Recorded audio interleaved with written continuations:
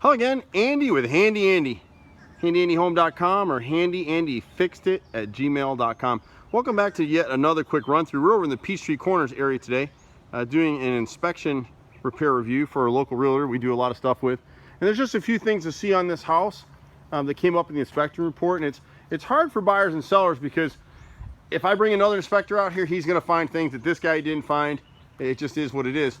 On the front of the house, we're looking at this dormer right here. And in this area right in here, we've got 7 rows of siding that need to be replaced. This is a manufactured siding. We'll replace it with hardy plank, grained hardy plank. We've got 2 rows on this side right here on the right front dormer. We've got 2 rows on the right side of the left front dormer right here. On the left side of the house, and this comes up all the time. These houses were built, and this is a great neighborhood. Gorgeous house, really well built home. But all the builders cut corners. So right here, right in here, where the gutter hits the chimney right here, they never installed any kick-out flashing. So there's a gap right there and the water runs through. So the inspector wants that repaired. Well, we're gonna have to notch into the mortar of this brick and feed the flashing back over into the gutter to do it properly.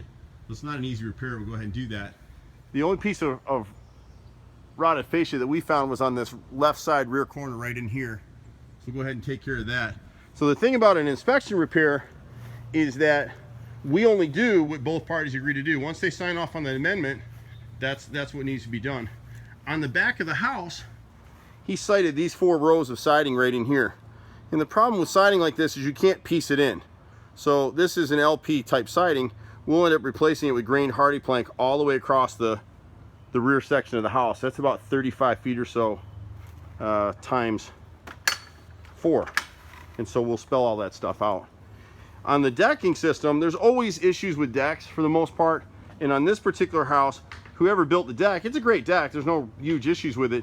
We just need to secure some of the balusters. But in order to secure the railing, and code requires it, that you have a 4x4 center post to add to the security, really for the weight limit. You know, it should be able to take 200, 220 pounds of pressure on the outside wall, and this one wouldn't be able to do that. So the inspector wants us to have 4x4 posts 6 foot on center. So on some of these sections of railing, on this back section of railing, we'd have 3 posts, 1 at each corner, 1 in the center. We'd have 3 posts to add on either side of the deck railing going up the stairs back here. And then on the outside section of railing over here, on this section right here, we would add 3 posts, but one of them would already be here because we're gonna have to add 3 on this short post. So you pick 1 on the corner here, 1 in the midsection, 1 on the end to get your 6 foot on centers. And then on this particular deck, it's an older deck, and so they flashed it with galvanized metal to come up in here and replace that flashing, which is what the inspector wanted us to do. We're gonna do more harm than good. These deck boards up here are all still good. If we try to pull these up to get at that flashing and replace it, we're going to split all these boards. We're going to have to replace them all. The real way for us to do it is we'll come in on this inside edge, and I'll have it on another video, but we'll actually install a pressure treated plate that's bevel cut, custom set. It'll take about 4 months to cure out, but it'll shift the water, and so you'll actually have a doubling up of flashing in this area. So we'll come through this whole corner through here and come in with a pressure treated flashing piece, and that'll take care of the railing section.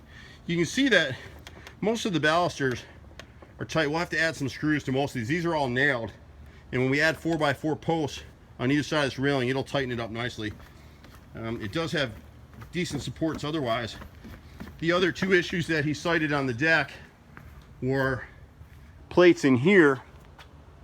We need inside corner brackets. You can see in the deck in here where these joist pieces here are just nailed, and they've separated in some of these corners. See the gap right here and here and here.